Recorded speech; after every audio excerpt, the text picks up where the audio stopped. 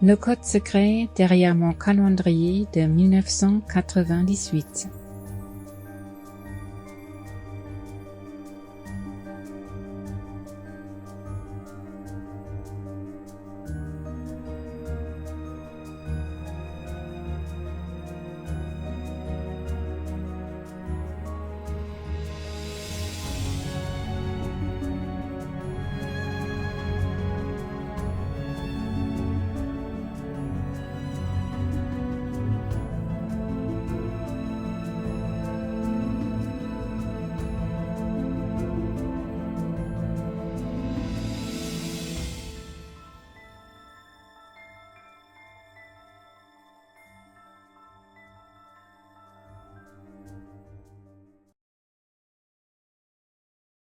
Ceci est un calendrier de l'année 1998 que j'ai réalisé pendant mes études de typographie à Paris. Comme tu peux le voir, voici les mois. Les jours de la semaine sont alignés dans une colonne. Dans la rangée de droite, il y a une séquence de chiffres avec les dates correspondantes.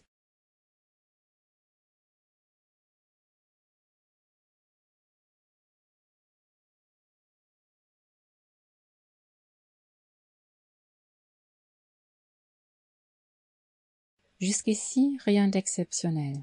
Tout le monde connaît déjà ce système de calendrier et sait comment l'appliquer. Laisse-moi t'expliquer ce qui rend ce système spécial avec le calendrier de cette année 2025. On peut voir que cette série de chiffres se répète chaque mois.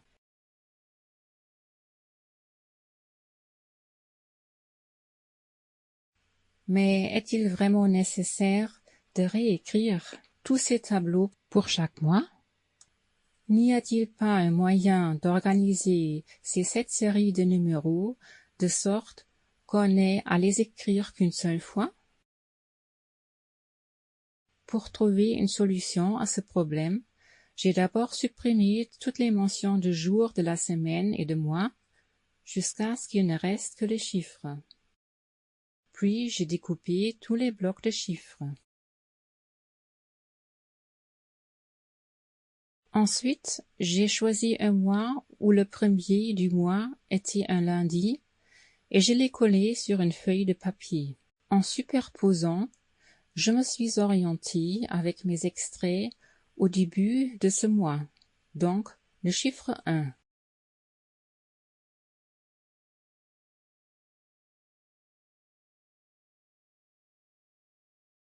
Lorsque j'ai terminé, ce motif numérique est apparu.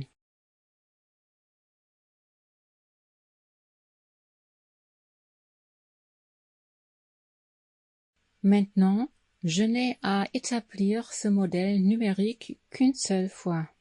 En sélectionnant le cadre correspondant, je peux maintenant facilement associer les bonnes dates des mois aux jours de la semaine.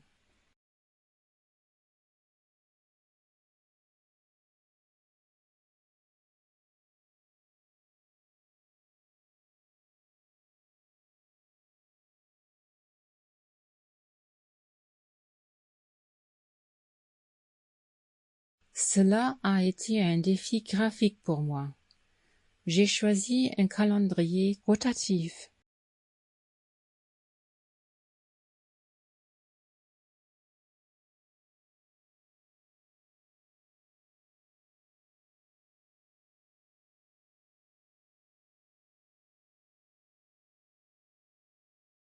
J'ai utilisé 2 disques superposés. Sur le disque du bas, j'ai noté le modèle de chiffres ainsi que 3 fêtes importantes de l'année. Les vœux pour la nouvelle année, Pâques et Noël.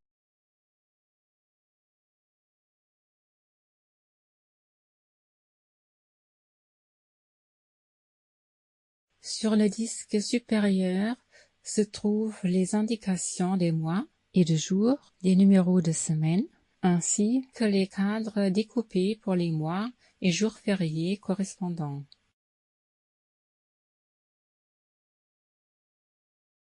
Les deux disques ont été reliés par un œillet et peuvent être facilement ajustés en faisant simplement pivoter la couche supérieure.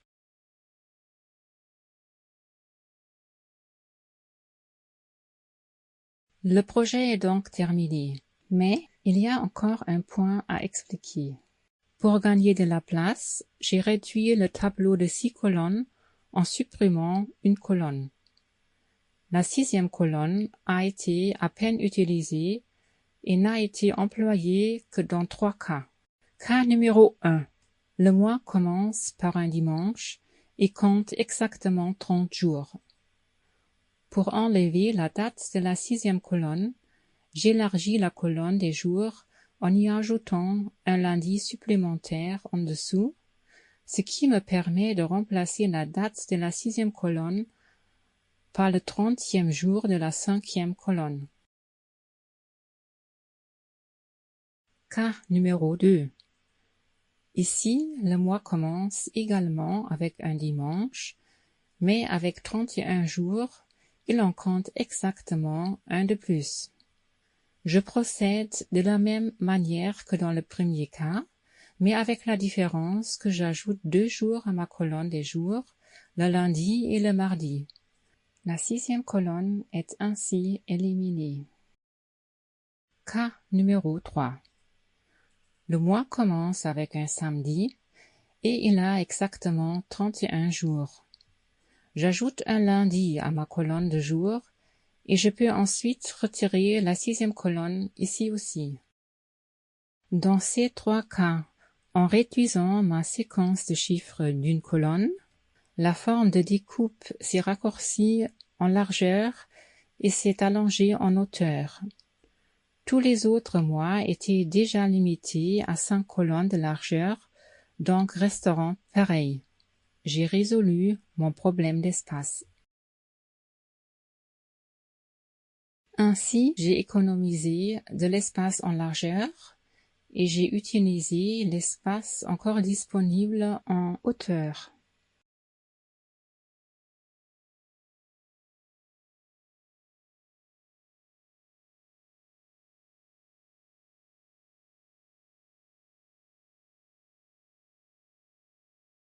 Maintenant, tu sais vraiment tout sur mon calendrier et la mystérieuse séquence de chiffres qui se cache derrière tout le système. Comme cette question m'est souvent posée, la séquence de chiffres enregistrés peut être réutilisée chaque année sans modification, mais les formes de découpe doivent être ajustées. J'espère que tu as pris plaisir à découvrir ce système. Merci pour ton intérêt. À la prochaine fois. Amicalement, Mayok.